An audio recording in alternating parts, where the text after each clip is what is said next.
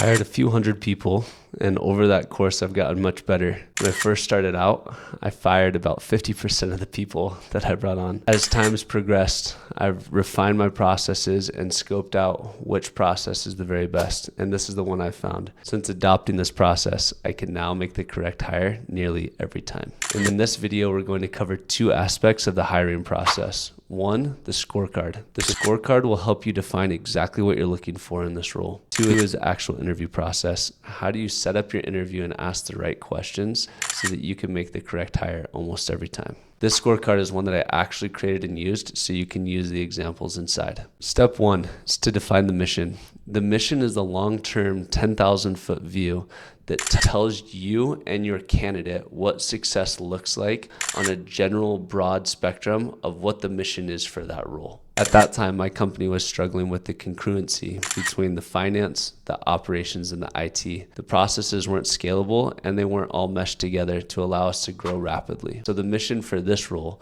was a COO to come on and meld those processes together so that we could get 5, 10, and 20x the company. One of the biggest mistakes that I've made and that I see other entrepreneurs make is skipping the scorecard step. They think that they're just gonna go hire a duplicate, a doppelganger of themselves.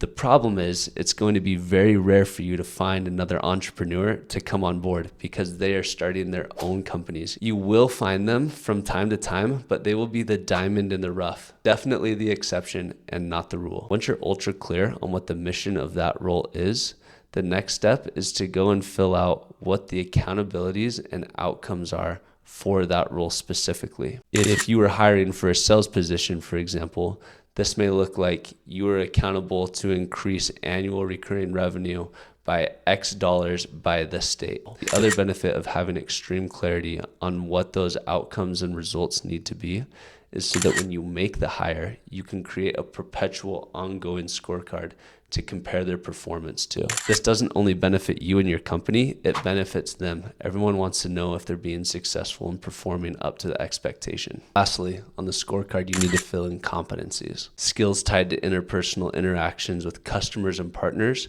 and technical skills. First three questions in the interview template are meant to get your candidate to open up. The first is from age 0 to 18. Who were the people and what were the experiences that shaped who you are as a person? Question 2, in that same time frame, what were the highs and what were the lows in your life? And question 3, when you graduated school, what did you plan on doing and what did you actually end up doing? The point of these questions is to get a 360 view of the candidate. It's going to take them a little off guard, but you're going to see what makes them tick. All right, now you're ready to look at their resume. Start with their job furthest back. You're going to ask the same set of questions for every single job they've had. The first major question is, what were your successes and accomplishments in this role? Next, what were your failures and mistakes? The talent question here is only applicable if they led a team, and it's asked by what was the talent of your team on a scale of A, B, or C. A is exceptional, B is mediocre, and C is dismal. When you received your team, and what was the talent scale A, B, or C when you finished leading and hiring your team? Next, I ask, and I say it just like this, when I contact your supervisor, how would they rate you on a scale of 1 to 10? Once the scorecard's built, you need to start sourcing candidates. I have my virtual assistant source and preliminarily vet all of the candidates that apply. You're going to need about 50 to 100 resumes for a single role. The way this works is we'll post the job opening internally with all of our employees and incentivize them to post it on Instagram. In addition, we'll also post it on places like LinkedIn and Indeed.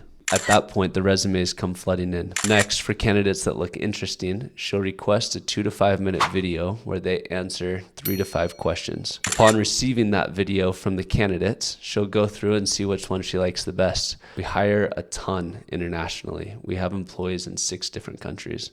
And because of that, language and grammar matter. My assistant will go through those videos and eliminate candidates that don't meet the language or grammar criteria. There are just a few videos that make it through the vetting process. My assistant will send those over to me. I'll review them, and the ones that I like, I'll have her set up meetings with. Those appointments are stacked 5 minutes apart from each other. And the reason is this first appointment is just a preliminary interview. I'm going to get them on the phone, continue to vet their accent and their language ability, as well as confirm what their hourly rate is, their availability, and a few items on their resume. If after that preliminary phone interview, they still seem like the right candidate, then I have my assistant set up a full-length interview with them. Full-length interview for frontline workers will generally be about 50 to 80 minutes. All right, so you're almost there. Now it's time to interview the prospect.